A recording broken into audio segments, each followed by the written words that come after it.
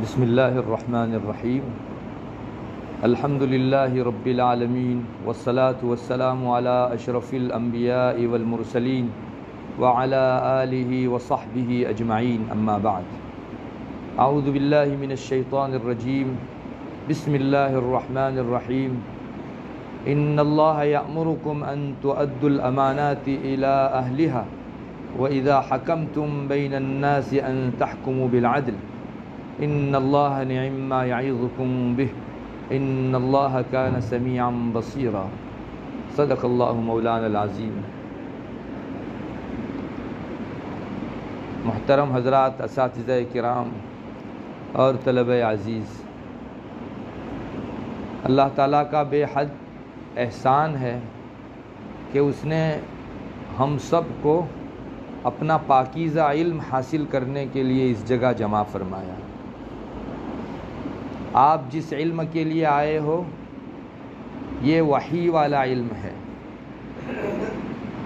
دنیا میں آج علوم کے نام سے بہت کچھ چل رہا ہے۔ سائنس اپنے آپ کو علم کہتا ہے، جیومیٹری ہے، میتھس ہے اور دنیا بھر کے علوم و فنون ہیں جس کے لیے آدمی اپنی عمر کا بڑا حصہ لگا دیتا ہے۔ یہ جو کالج یونیورسٹیوں کی تعلیم ہے اس میں ایک ایک انسان 30 سال تک پڑھتا ہے، تعلیم حاصل کرتا ہے۔ ہم لوگوں کو اللہ تعالیٰ نے جس علم کے دینے کے لیے یہاں جمع فرمایا ہے یہ سارے علوم پر بھاری ہے۔ یہ علم وہ ہے جس کو اللہ تعالیٰ نے حضرت محمد الرسول اللہ صلی اللہ علیہ وسلم پر، جو تمام رسولوں کے سردار ہیں، اتارا، اور حضرت جبرائیل علیہ السلام کی معرفت اتارا جو سارے ہی ملائکہ اور فرشتوں کے درمیان میں سرداری کا مقام رکھتے ہیں۔ اس لیے اس علم کی وقعت دنیا کے سارے علوم کے مقابلے میں بہت بڑی ہوئی ہے۔ پہلی بات تو آپ یہ اپنے ذہن میں رکھیے، کسی ڈاکٹر کو دیکھ کر، کسی پروفیسر اور انجینئر کو دیکھ کر آپ کے دل میں ہرگز تھوڑی دیر کے لیے بھی یہ نہیں آنا چاہیے کہ اس کو مجھ سے اچھا اور زیادہ ملا ہے۔ ہرگز ایک گھڑی کے لیے بھی آپ کے دل و دماغ میں یہ بات نہیں آنی چاہیے۔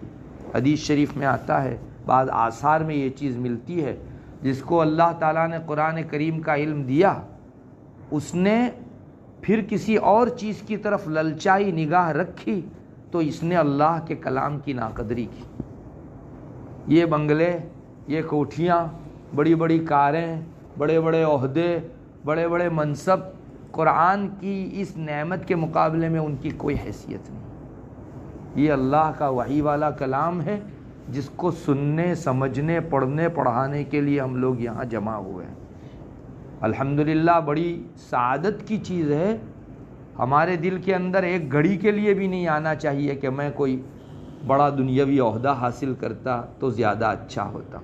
ارے یہ وہ چیز ہے جس کے مقابلے میں کوئی نعمت نہیں ہے۔ یہی سب سے بڑی نعمت ہے، وحی والا علم، چونکہ یہ اللہ کا کلام ہے، اور اللہ تعالیٰ کے کلام کو سیکھنے کے لیے جو وقت فارغ کرتا ہے وہ سارے دنیا کے علوم کے لیے وقت فارغ کرنے کے مقابلے میں بدرجہ افضل ہے۔ اس لیے پہلی بات تو میں جس کام کے لیے آیا ہوں اس سے اونچا دنیا میں کوئی کام نہیں ہے، یہ ذہن میں بٹھا لو۔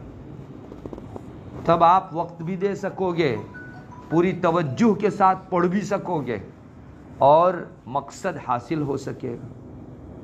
پھر یہ جو آپ کا اس وقت یہاں قائم شدہ مدرسہ ہے، اس کی خصوصیت یہ ہے، آج دنیا کے اندر حالت یہ ہے کہ چالو مدارس بند ہو رہے ہیں۔ ایک سے زیادہ مدرسوں کے احوال یہ ہیں کہ یہ دم توڑ رہے ہیں، چونکہ لوگوں کی نگاہوں کے اندر دنیاوی علوم کی عظمت بہت ہو چکی ہے، تو اپنے بچوں کو بجائے مدارس میں ڈالنے کے لوگ ادھر ڈال رہے ہیں۔ مسلسل طلباء کی گھٹتی ہوئی تعداد کی وجہ سے بعض مدارس بالکل جاں کنی کے عالم میں ہے، بعض بند بھی ہو چکے ہیں۔ میں ذاتی طور پر نام لے کر ان کو جانتا ہوں جو چل رہے مدارس تھے اور بند ہو گئے۔ اس مدرسے کی خصوصیت یہ ہے کہ بند پڑا تھا، اللہ تعالیٰ نے اس کو چالو کیا۔ آپ طلباء ایک بات یاد رکھیے، کسی مدرسے کو شروع سے تعمیر کر کے چلانا یہ آسان ہے، لیکن بند پڑے مدرسے کو پھر سے چالو کرنا یہ تبھی ہو سکتا ہے جب اللہ تعالیٰ کی خصوصی مدد ہو. بہت مشکل کام ہے. اللہ تعالیٰ نے پھر سے اس میں روح پھونک دی. اللہ تعالیٰ جزائے خیر عطا فرمائے قاری صاحب کو اور ان کے جو معاونین ہیں ان کو. بہت بڑی ہمت ہے اور اللہ تعالیٰ نے ماشاءاللہ اس قدر کثرت سے طلباء بھی یہاں بھیج دی. اب ایک بات دوسری یہ سمجھیے کہ مدرسہ کوئی تعمیر کا نام نہیں ہے. مدرسہ تعلیم کا نام ہے. اگر ایک درخت کے نیچے کوئی استاذ ایک حلقہ لے کر بیٹھ جائے اور سب بچوں کو محنت سے پڑھائے اور بچے بھی محنت سے پڑھیں اور بہترین تعلیم حاصل کریں، ان میں کا ہر حافظ اتنا زبردست حافظ ہو جیسے ہم رات کو سوتے ہیں اور 2 بجے ہم کو اٹھا کر اگر کوئی آدمی یہ کہے اہدنا الصراط المستقیم سے آگے پڑھو تو ہم میں کا ہر آدمی پڑھ لیتا ہے کہ نہیں؟ اہدنا الصراط المستقیم سے آگے 2 بجے بھی نیند میں سے اٹھا کر پڑھاؤ یہ پڑھ دے گا سورہ فاتحہ. ایسا پورا قرآن کریم ہونا چاہیے. اچھا میں آپ سے پوچھتا ہوں کیوں سورہ فاتحہ ہم کو نیند میں سے بھی جگا کر پڑھائیں تو ہم لوگ پڑھ پاتے ہیں اور دوسرے جگہوں سے نہیں پڑھ پاتے؟ آپ نے کبھی فرق محسوس کیا؟ اس لیے کہ سورہ فاتحہ ہمارے پڑھنے میں اتنی آتی ہے کہ کوئی نماز خالی نہیں، کسی نماز کی کوئی رکعت خالی نہیں. تو وہ اتنی ذہن و دماغ میں بیٹھ گئی ہے کہ ایک آدمی کو نیند میں سے بیدار کر کے بھی اس سے پڑھایا جائے تو پڑھ لے. تو اس سے معلوم ہوا کہ اگر بقیہ حصہ بھی قرآن کا ہم کثرت سے پڑھیں گے تو وہ اتنا ذہن میں آ جائے گا کہ نیند میں سے اٹھا کر اگر ہم کو پڑھایا جائے ہم پڑھ دیں. آج بھی ماشاءاللہ بعض مدارس کے اندر محنت ہوتی ہے، ایک آیت پڑھ کے سنائی جاتی ہے، اس بچے کو کہا جاتا ہے کہ 2 آیت چھوڑ کر اگلی آیت پڑھو. تو چونکہ بار بار اس کو اتنی پریکٹس کروائی جاتی ہے کہ وہ فوراً فرفر پڑھنے لگتا ہے. ارے الٹا پڑھانے کے لیے جب کہا جاتا ہے تو بعض طالب علم اتنی محنت کرتے ہیں کہ پیچھے کی آیت پڑھتے ہیں. ہم سورہ ناس و فلق میں ایسا نہیں پڑھ سکتے. محنت کی چیز ہے. بار بار قرآن کریم کو اپنی زبان کے اوپر لائیے تب جا کر آپ کا حفظ پختہ ہوگا، تعلیم مضبوط ہوگی. ایک درخت کے نیچے کوئی مول صاحب لے کر ایک حلقے کو بیٹھ جائے، تعلیم اعلیٰ ہے تو بلا تعمیر کے بھی یہ مدرسہ کہے جانے کے قابل ہے. اور دوسرا ایک بہت بڑا مدرسہ ہے جس میں تعمیرات بہت ہیں لیکن تعلیم کے نام سے صفر. بچے کو پوچھو تو ہر بچہ جو ہے وہ کمزور. مجھے بتائیے تعمیرات جب تعلیم ہی نہیں ہے تو اس مدرسے کو ترقی دلانے میں بالکل معاون نہیں بن سکتی. اصل چیز ہے تعلیم. ہم لوگ اگر ہماری محنت بڑھائیں گے، طلباء ہو یا اساتذہ، انشاءاللہ تعلیمی معیار بلند ہوگا، تعلیمی سٹیٹس اپ ہوگا اور ہمارا یہ مدرسہ نمونہ عمل بنے گا.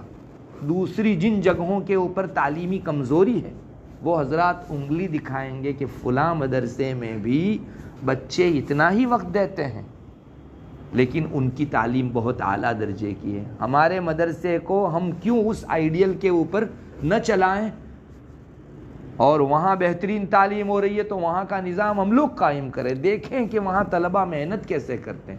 ہم کو آئیڈیل اور نمونہ بننا ہے.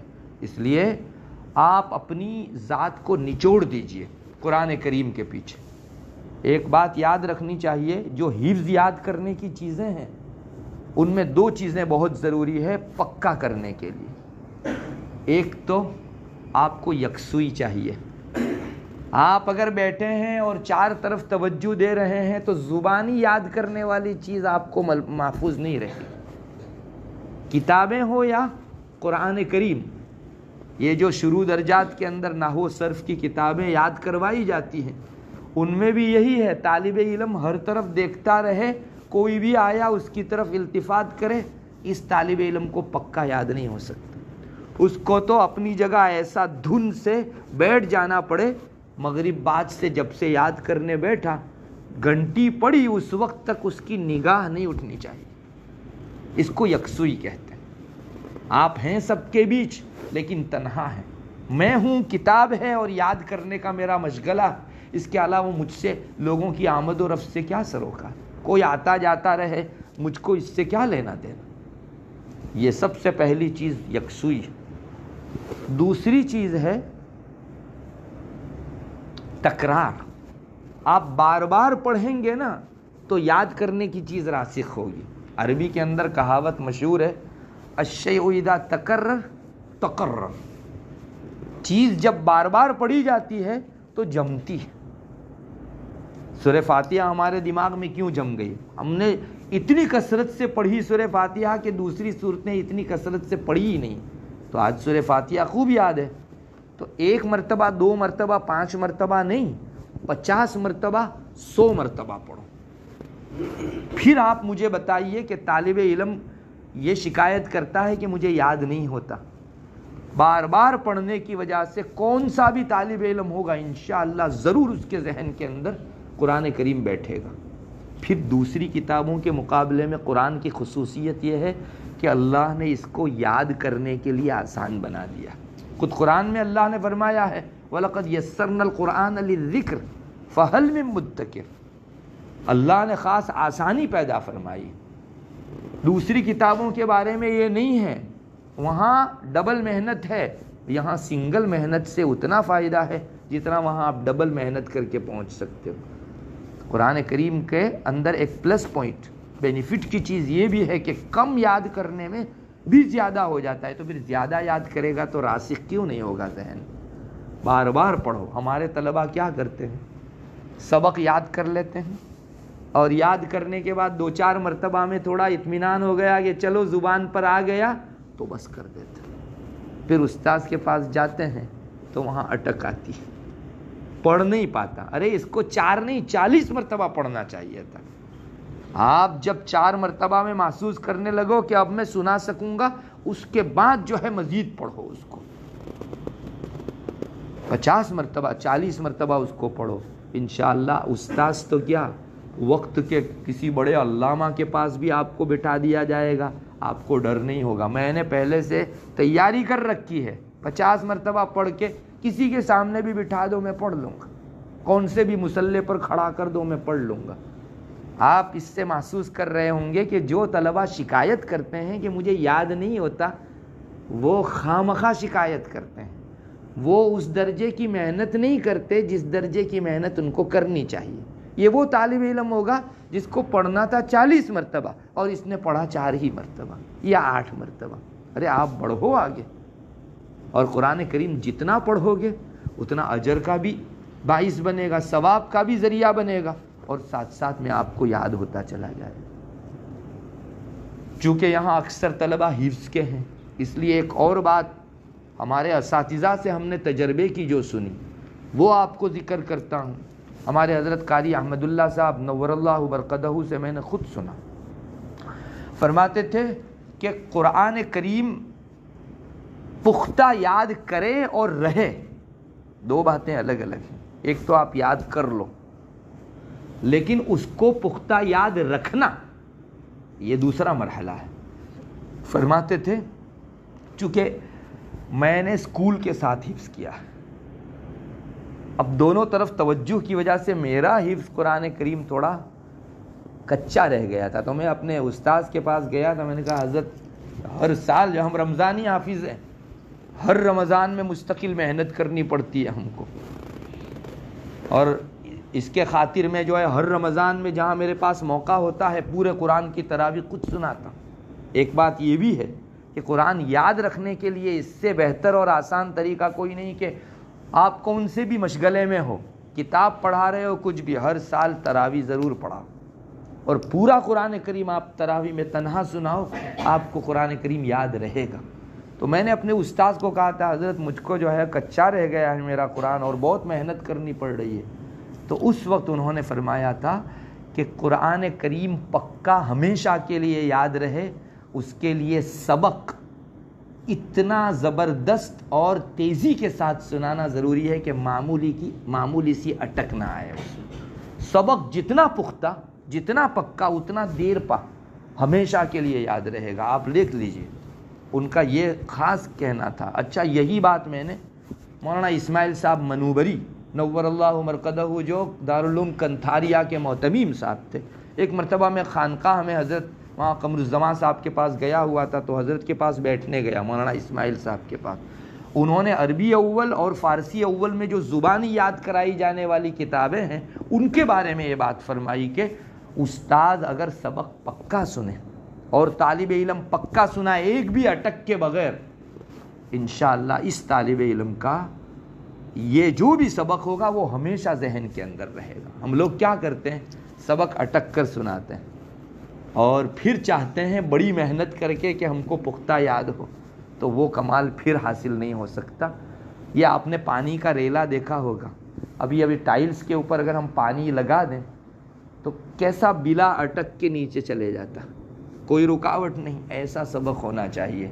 آپ نے شروع کیا اور آخر تک ذرہ بھر اٹکے بغیر آپ آخری آیت پڑھ کے خاموش ہوں. یہ ہے وہ پکا سبق. اچھا، اسی کے ساتھ لگا ہے سبق پارا، یہ بھی سبق ہی کا درجہ رکھتا ہے. لوگوں نے یہاں تک کہا کہ جس نے سبق اور سبق کا پارا پکا یاد کر لیا اسے 2 فائدے حاصل ہوں گے، ایک تو یاد ہو جائے گا اور دوسرا یاد رہے گا. دونوں چیزیں اس کو میسر ہو جائے گی. ظاہر ہے کہ جس نے سبق پارا پکا سنایا ہو، چند قریب کے سبق جب یاد ہو گئے تو اب بعد میں اس کو یاد کرنا آسان ہے. چوتھے گھنٹے کا جو آپ کا دور ہے، وہ دوپہر کا دور ہے، وہ آپ کے لیے بہت آسان ہو جائے گا. کوئی صرف ایک پارے میں ایسا تجربہ کر کے دیکھ لیں. چونکہ ہم لوگوں نے عربیت پڑھی ہے، ہمارے استاذ کا معمول تھا، ایک اٹک بھی آئی کتاب النحو میں کتاب الصرف میں واپس بھیج دیتے تھے، جاؤ نہیں چلے گا. واپس آپ کو سنانے کا، اگر واپس اٹک گئی پھر بھیج دیتے تھے.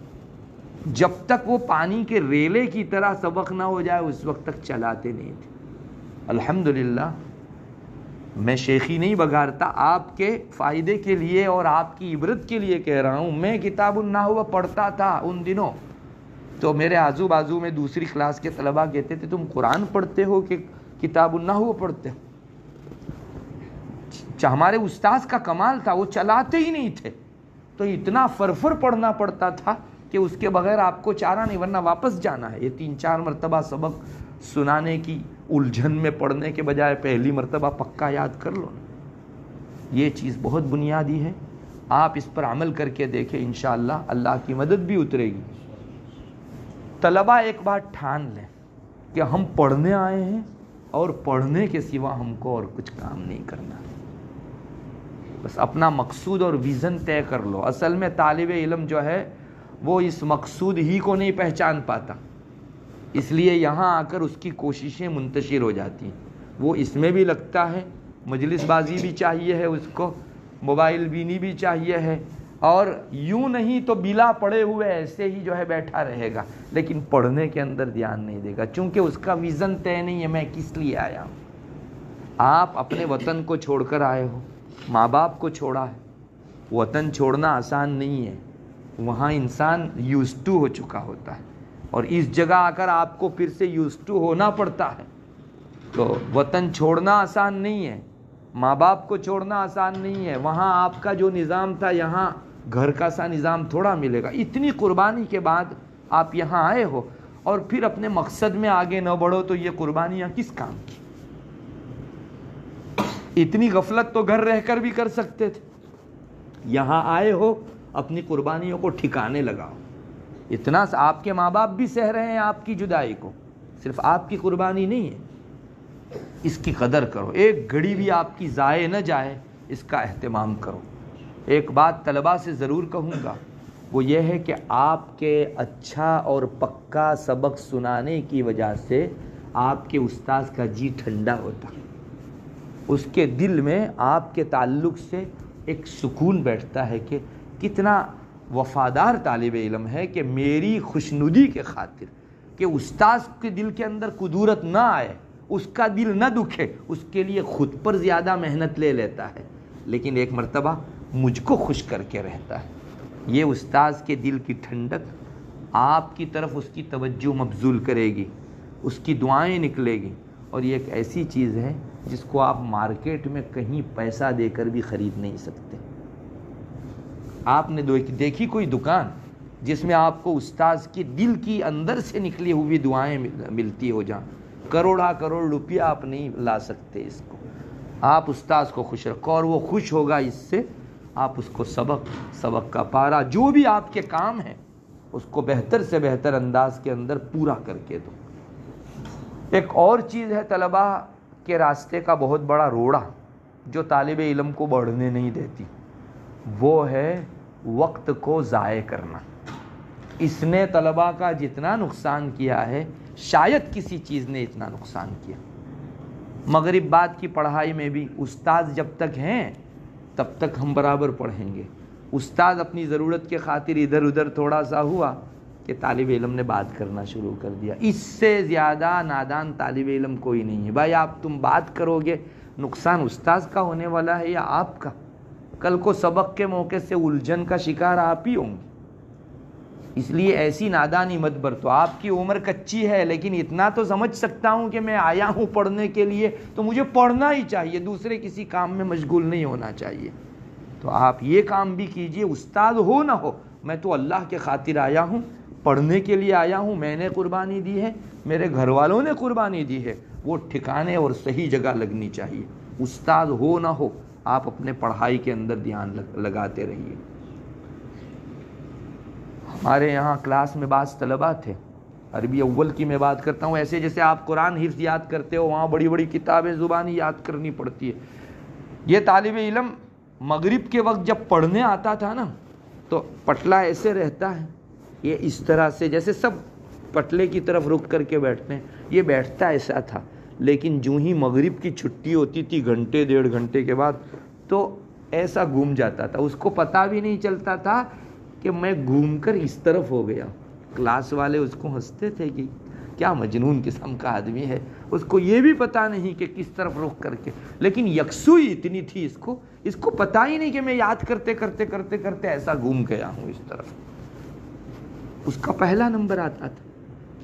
طالب علم جو ہے اگر محنت کرے تو اس کو اللہ تبارک و تعالی مقام بھی دیتے ہیں. اس لیے یاد رکھیے آپ کو یکسوئی جمائے رکھنی ہے، اپنے اوقات کو ضائع نہیں کرنا. بہت سے طلباء مغرب عشاء بعد پڑھ لیتے ہیں، استاد رہے خوب پڑھ لیے، لیکن اس کے بعد آپ کے پاس آدھے گھنٹے کا پونے گھنٹے کا کوئی وقت رہتا ہے تو اس میں ہم بات چیت میں لگ جاتے ہیں. میں پوچھتا ہوں ہر دن کا آدھا گھنٹہ اگر آپ گنیں گے تو سال کی کتنی گھڑیاں اور کتنے گھنٹے اور کتنے دن آپ نے ضائع کر دی. یہی اگر 3 سال 2 سال آپ کی پڑھائی کا جو بھی پیریڈ ہے اس میں کام میں لگاتے تو آپ کو قرآن مجید پختہ نہ ہوتا، آپ کی کلاس کا سٹیٹس اپ ہوتا، مدرسے کا معیار بلند ہوتا اور آپ آئیڈیل بنتے. یہ وقت کا ضائع کرنا اس نے بہت نقصان پہنچایا ہے طلباء. اور آج کل جو مشین نکلا ہے وقت کے ضائع کرنے کا ہم سب جانتے ہیں، موبائل جو ہے اس کو وقت کے ضائع کرنے کا مشین شمار کیا گیا ہے. لوگوں کا یہاں تک ریسرچ ہے آج تک کوئی آلہ ایسا نہیں تلاش کیا گیا جس نے اتنا وقت کھایا ہو جتنا موبائل نے کھا لیا لوگوں کا وقت. کیا بوڑھا، کیا بچہ، کیا مرد، کیا عورت، جوان، سارے ہی لوگ جو ہے گھنٹوں اس کے پیچھے لگاتے ہیں، کھول کر بیٹھ جاتے ہیں. آپ دیکھ لیجئے اتنا وقت کا ضائع کرنے والا آج تک کوئی آلہ تلاش نہیں کیا گیا. میں ادھر دھرمپور گیا تھا، وہاں وعظ تھا تو اس سے پہلے ایک بوڑھے شخص عامی مجھ کو ملے. انہوں نے بہت پتے کی بات کہی. انہوں نے کہا مولانا مجھے ایسا لگتا ہے کہ موبائل کے آنے کے بعد شیطان ایک کونے کے اندر ہاتھ پر ہاتھ دھرے بیٹھ گیا ہے کہ میرا کام اب موبائل کر رہا. شیطان کو کچھ بھی محنت کی ضرورت نہیں ہے، بس موبائل بیچ میں ڈال دو، وقت ضائع ہو جاوے گا ان کا اور مجھے محنت نہیں کرنی پڑے گی. حالانکہ ایک عامی شخص تھے لیکن بہت حکمت کی اور پتے کی. ایسا ہی لگتا کہ اب شیطان کا کام آدھے سے بھی کم ہو گیا. ہم کو چاہیے کہ ہم لوگ جو ہے اس موبائل کو چھوئیں بھی نہیں. اس نے لوگوں کی صلاحیتوں کو اتنا زبردست دھچکا پہنچایا ہے کہ ایک پختہ عالم بھی تھا نا، وہ بھی جب اس میں مشغول ہو گیا تو اس کے علم کا مقام گھٹ گیا، یکسوئی ختم ہو گئی اس کی. اور بھی اتنے نقصانات ہیں. طالب علم کے لیے موبائل کی مشغولی اس سے زیادہ نقصان دہ اور کوئی چیز نہیں. اور اس میں سب سے بڑی بنیادی چیز یہی ہے کہ یہ ہمارا وقت کھا جاتا ہے. طالب علم کا وقت جو ہے اس کا سرمایہ ہے. جیسے ایک بزنس کرنے والا، تجارت کرنے والے آدمی کے پاس پیسہ سرمایہ ہے، موڑی ہے اس کی. ہماری موڑی وقت ہے. اس کے ذریعے سے ہم علم میں پختگی حاصل کر سکیں گے. اور یہ نہیں ہے یہ ضائع ہو گیا تو ہم تو لاس میں ہیں، نقصان کے اندر ہیں. اس لیے بچوں سے کہوں گا آپ وقت ضائع مت کرو. دوسری جو چیز جس نے طالب علم کی علمی راہ روکی ہے وہ ہے گناہ.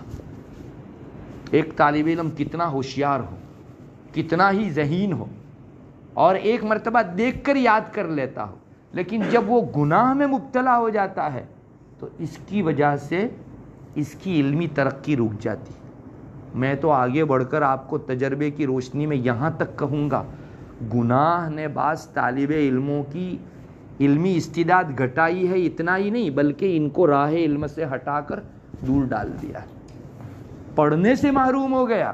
اللہ کو اپنے راستے میں بڑھنے والے اس طالب علم کا گناہ اتنا ناپسند گزرا کہ اللہ نے بالآخر اس کی محرومی کا فیصلہ کر لیا. اللہ نہ بنائے ہم لوگوں کو ان میں سے. یہ اس کا کرم تھا کہ اس نے ہم کو یہاں ڈالا. ہماری کسی کوتاہی کی وجہ سے اگر ہم محروم ہو جاتے ہیں تو اور دنیا والے محروموں کے بیچ ہماری محرومی سب سے بڑی ہے. وہ دنیاوی علوم سے محروم رہے، ہم کو تو اللہ نے اپنے دینی علم سے محروم کر دیا. اللہ اس پست مقام پر کسی کو نہ بٹھائے. لیکن ایک بات ہے، گناہ کی وجہ سے انسان اتنا زیادہ نیچے اتر جاتا ہے. اللہ نہ کہتا ہے کہ میری نافرمانی کے ساتھ تم میرا علم حاصل نہیں کر سکتے. جاؤ، اگر یہی گناہ میں لذت پانی ہے نا تو کسی دوسری جگہ جاؤ اور پاتے رہو لذت، پھر مجھ سے ملو گے تب حساب دیں. یہاں تو ان لوگوں کا کام ہے جو میرے وفادار بندے، فرمانبردار بندے ہیں، ان لوگوں کا کام ہے. اس لیے اللہ کے واسطے گناہ نہ کرو، گناہ میں مبتلا مت ہو جاؤ. طالب علم کا گناہ اوروں کے گناہ کے مقابلے میں زیادہ سخت ہے. پھر ایک چیز یہ بھی ہے، اساتذہ ہو یا طلبہ، اپنے وقت کی پابندی کرو. آپ اپنا جو شروع کا وقت ہے اس سے پہلے آ جاؤ اور چھٹی کے وقت کے بعد جاؤ. یہ ہے امانت. مدرسے نے آپ کے لیے مان لو کہ 7 سے لے کر 11 4 گھنٹہ صبح طے کیا. 7 میں 5 کم کو آ جاؤ اور 11:05 پر جاؤ. آپ کے پاس وقت ہے. اگر کوئی نہیں بھی دیکھے گا نا تو بھی اللہ تو دیکھ رہا. اللہ فرماتا ان اللہ یامرکم ان تؤدوا الامانات الی اہلها. اللہ حکم کرتا ہے تم کو کہ جس کی امانت ہے اس کو امانت پوری دو. ہماری امانت داری کا تقاضا ہے کہ مدرسے کے 4 گھنٹے ہم پورے پڑھیں اور پورے پڑھائیں. اس میں اگر کٹوتی ہوتی ہے تو امانت میں خیانت ہے. یقین جانو جو اپنا وقت دیتا ہے نا اللہ اس کے علم میں برکت دیتا. اپنا وقت دو. جیسے عصر کی چھٹی ہو جاتی ہے 5 بجے، آپ کی نماز ہے 5:30 بجے. اگر آپ کے پاس یہاں موقع ہے اور نظام میں یہ چیز سیٹ ہوتی ہے تو 5 سے لے کر 5:20 تک آپ علم میں وقت دو. استاد ہو یا طالب علم، انشاءاللہ اللہ اس کی قدردانی فرما کر اس کی بساط سے زیادہ علم دے دیں، اس کی امیدوں سے بڑھ کر علم دے دیں گے. معمولی سی قربانی اللہ کے یہاں بڑے فیصلے کرواتی. استاد جلدی آ جائے اللہ تعالیٰ کے یہاں یہ قدردانی کی نگاہ سے دیکھا جاتا ہے. طالب علم جلدی آ جائے قدردانی کی نگاہ سے یہ چیز دیکھی جاتی ہے. اور پھر رحمت کے جو دریے بہتے ہیں، مہربانیوں کی جو برسات ہوتی ہے، آپ اس کو محسوس کر سکتے ہیں اس کو. لیکن کچھ قربانیاں چاہیے ہے اس کے لیے. تو ہر طالب علم سے یہ کہوں گا کہ اوقات پورے دو. کبھی بعض طلبہ کیا سمجھتے ہیں یا اساتذہ یہ کرتے ہیں کہ تھوڑا دیر سے آئے اور دوسرا جو اپنا وقت ہے اس میں پڑھا لیا. تو آدھا گھنٹہ اگرچہ پرمیننٹ وقت میں سے گیا لیکن 1 گھنٹہ بعد میں دیا. یاد رکھو یہ چیز بھی بھرپائی نہیں کہی جا سکتی. ہمارے حضرت شاہ ابرار الحق صاحب ہردوئی نور اللہ مرقدہ کے بستر کے پاس ایک تختی لٹکی رہتی تھی جس میں حضرت تھانوی رحمۃ اللہ علیہ کا یہ ملفوظ لکھا رہتا تھا، ارے استاذ جو ہے وہ مدرسے کے پرمیننٹ وقت میں سے کم کر کے اپنے وقت میں سے بعد میں ڈبل ٹرپل بھی دینا چاہے تو اس آدھے گھنٹے کے برابر نہیں ہو سکتا، چونکہ یہ فرض ہے اور وہ جو آپ دیں گے وہ نفل ہے، اور نفل فرض کے درجے میں ہو کب سکی؟ 100 نفل پڑھ لو، ایک فرض کے درجے میں تھوڑی ہو سکتی ہے۔ حضرت کے یہاں یہ تختی ہمیشہ لٹکی رہتی تھی، اور جتنے بھی اہل علم آتے تھے وہ اس کو دیکھتے اور پڑھتے تھے۔ ہاں یہ کرو، آپ کے وہ 4 گھنٹے برابر دو اور اس کے علاوہ اپنا وقت، یہ ہے قربانی۔ انشاءاللہ یہ چیز رنگ لائے گی، اور الحمدللہ بعض اساتذہ جنہیں دھن ہے، اللہ تعالیٰ کے توفیق ہے، وہ کرتے ہیں اس طرح، اور خوب برکت ہوتی ہے ان کے علوم کے اندر۔ طلباء میں اللہ تعالیٰ ایک خاص ان کی مقبولیت دیتے ہیں، وہ کھینچے کھینچے اساتذہ کے ساتھ مربوط رہتے ہیں۔ ان ساری چیزوں کی اگر پابندی کی گئی، گناہوں سے محفوظ رہا گیا، انشاءاللہ وہ طالب علم ترقی کر رہا ہے، اس کی سند لکھ کر دی جا سکتی ہے، چونکہ وہ اصول کا پابند ہے۔ مدرسے کے اصول کی پابندی بھی بہت ضروری ہے۔ کہتے ہیں کہ جس نے اپنے بڑوں یعنی مدرسے کے ذمہ داروں کا کہنا مان لیا، وہ بڑوں کے بڑے یعنی اللہ کا کہنا وہ کبھی ٹھکرائے گا نہیں۔ وہ بڑوں کا کہنا مانتا ہے تو اللہ جو اللہ اکبر ہے، سب سے بڑا ہے، اس کی کیوں نہیں مانے گا؟ مدرسے کے اندر اصول کی پابندی کرنے سے اللہ کے احکام کی پابندی کی توفیق ہوتی ہے، یہ ایک دستور ہے۔ اس لیے آپ کو مدرسے کا قائم کیا ہوا اصول سمجھ میں آوے نہ آوے، انتظامیہ نے آپ کے لیے ایک مرتبہ یہ طے کر دیا، آپ پابند ہو گئے اس چیز کے، اور انشاءاللہ گناہ کے درجے کی کوئی چیز ان کی طرف سے اصول بن کر نہیں آئے گی۔ آپ پابند رہیے، آپ اپنے بڑے کی مان کر چلنے کا مزاج بھی ساتھ ساتھ میں اپنے اندر پیدا کر کے یہاں سے جائیں گے انشاءاللہ۔ اس لیے سارے طلباء کی خدمت میں یہی ہے، اپنی غفلت چھوڑو، ابھی شروع سال ہے، پختہ عزم کرو، ارادہ کرو، نیت کرو کہ میں پڑھنے آیا ہوں، پڑھنے کے سوا میرا کوئی کام نہیں رہے گا، ایک بھی شکایت سال بھر میں میری نہیں رہے گی، مدرسے کے اصول کو میں 100% فالو کروں گا، پیروی کروں گا اس کی، ایک بھی شکایت میرے خلاف نہیں ہوگی۔ انشاءاللہ آپ ایک ایسا طالب علم بن کے نکلیں گے۔ آپ کو معلوم ہے اسکول کے اندر ایک مستقل عنوان رہتا ہے، آدرش ودیارتھی، یعنی سلیقہ مند بچہ، وہ طالب علم جو ان سب کے درمیان میں سب سے زیادہ خوش اخلاق، پر ادب اور اصول کی پابندی کرنے والا، ان کو آدرش ودیارتھی کے نام سے ایک مستقل انعام دیا جاتا ہے، پورے سال میں جس کی کوئی شکایت نہیں۔ تو ہم میں سے ہر طالب علم مدرسے کا وفادار کیوں نہ بنے، ہر ایک کو آدرش ودیارتھی بننا چاہیے۔ ہم تو اس پیغام کو لے کر باہر جانے والے ہیں کہ دین کے وفادار رہو، اللہ کے وفادار رہو، تو ہم نے خود وفاداری کی ہوگی تب ہم کسی کو کہہ سکیں گے۔ اس لیے مدرسے کے اصول کی پابندی کرو۔ انتظامیہ آپ کے فائدے کے لیے اصول طے کرتے ہیں، قانون بناتے ہیں، آپ کو پریشان کرنے کے لیے نہیں۔ اس کا فائدہ اتنا زیادہ ہے کہ باہر نکل کر آپ کسی بھی میدان میں جاؤ گے کامیاب رہو گے ہمیشہ۔ ورنہ ہوتا یہ ہے کہ مدرسے میں جو طالب علم اصول توڑتا ہے، کل کو آپ کسی جگہ مدرس بنو گے، استاذ بنو گے، تو وہاں آپ متولی کا کہنا نہیں مان سکو گے۔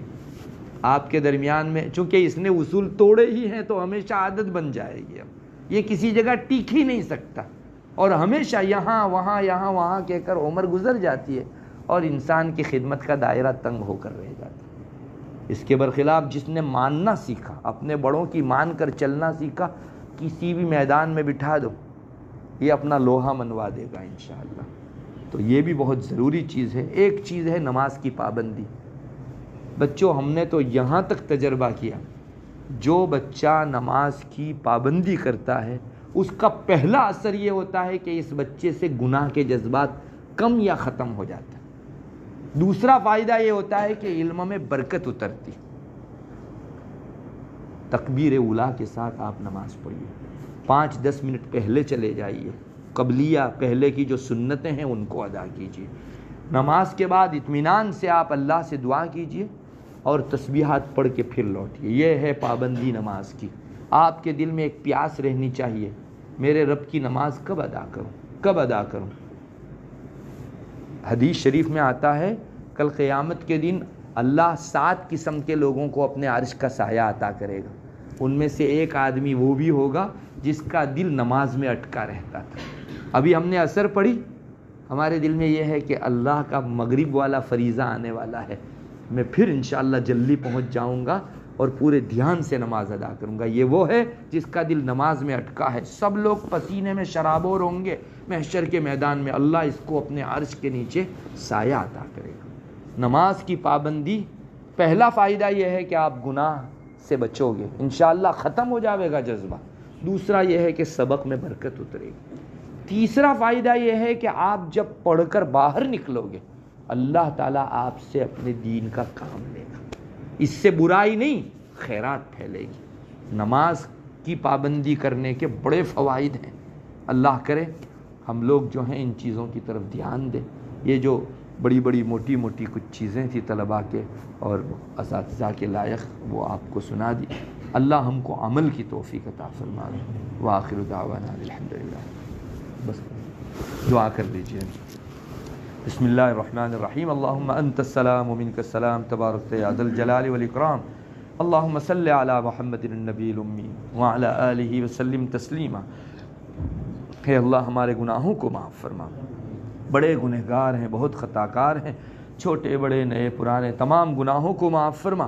اللہ تو نے راہ علم میں ہم کو رکھا, تیرا فضل تھا, لیکن ہم نے ناقدری کرتے ہوئے اس راہ میں بھی گناہ کیے.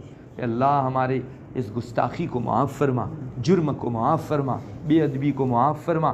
ہم کو گناہوں سے دور اور عبادت سے پر بنا. اے اللہ طالب علمی کی یہ زندگی پورے آداب اور اخلاق کے ساتھ گزارنے کی توفیق عطا فرما. ہم کو تیرا اور مدرسے کا اور اساتذہ کا اور انتظامیہ کا وفادار بننے کی توفیق عطا فرما. اے اللہ سرکشی سے, تمرد سے اور مدرسے کے اصول کی خلاف ورزی میں فخر کرنے سے ہماری حفاظت فرما. علم کی محرومی سے ہماری حفاظت فرما. اللہ ہم نے مدرسے کے ساتھ جو معاہدہ کیا ہے ان کو ان کے معاہدے سے زیادہ وقت دینے کی ہم کو توفیق عطا فرما. اللہ بے شک تو اس سے راضی ہوتا ہے, اس پر ہمارا یقین جما دے. اللہ یہاں بچے جتنے بھی ہیں ان میں سے کسی کو محروم نہ فرما. ان کے ماں باپ نے, ان کے اساتذہ نے ان سے بڑی امیدیں وابستہ کر رکھی ہیں, ان کو ان کی امیدوں پر پورا اتار. اللہ ہم طلباء کو ہمارے بڑوں کی امیدوں پر پانی پھیرنے والا بننے سے حفاظت فرما. اے اللہ ہماری دنیا آخرت دونوں کو سدھار دے. تو نے ہم کو جو اپنے وحی والے علم کے حاصل کرنے کے لیے یہاں جمع کیا ہے, ہمارے دل میں اس کی اتنی عظمت بٹھا دے کہ اس کے مقابل میں دنیا کے کسی علم کو ہم للچائی نگاہ سے نہ دیکھیں. اے اللہ تو کر سکتا ہے, کوئی مشکل نہیں. ہمارے دلوں میں اس علم کی عظمت بٹھا دے. وحی والے اس قطعی اور یقینی علم کو ہمارے دلوں میں جما دے. اللہ ان بچوں میں سے کسی کو محروم نہ فرما. اے اللہ ہماری گستاخیوں کی وجہ سے اے اللہ ہمارے ساتھ محرومی کا فیصلہ نہ فرما. ہم تیرے حضور معافی مانگتے ہیں. اے اللہ اس مدرسے کو دن دگنی رات چگنی ترقیات سے نواز. پڑھنے پڑھانے والوں سب کو خوب خلوص للہیت اور اپنائیت عطا فرما. اپنا مدرسہ سمجھ کر, خود کی ذمہ داری سمجھ کر ہم کو پڑھنے اور پڑھانے کی توفیق عطا فرما. انتظامیہ کا بھرپور تعاون کرنے کو اپنی سعادت سمجھنے کی توفیق عطا فرما. اے اللہ ہماری ضروریات کی اپنے خزانے غیب سے کفالت فرما. ہر قسم کے شرور فتن سے مدارس کی, تمام مدارس کی حفاظت فرما. مساجد و مقابر کی اور مکاتب کی اور تمام مراکز دینیہ کی اور تمام تنظیموں اور تحریکوں کی حفاظت فرما. اللہ وقف بل کے حوالے سے جو کچھ اندیشے ہیں ان کو ختم فرما دے. اے اللہ سب کی حفاظت فرما. اللہ تو ہمارا ہو جا, ہمیں اپنا بنا لے, ہم کو تقوی عطا فرما, گناہوں سے دور فرما. اے اللہ ہماری علمی ترقی کے فیصلے فرما. اللہم انا نسألک من خیر ما سألک منہ نبیک محمد صلی اللہ علیہ وسلم ونعوذ بک من شر ما استعاذ منہ نبیک محمد صلی اللہ علیہ وسلم.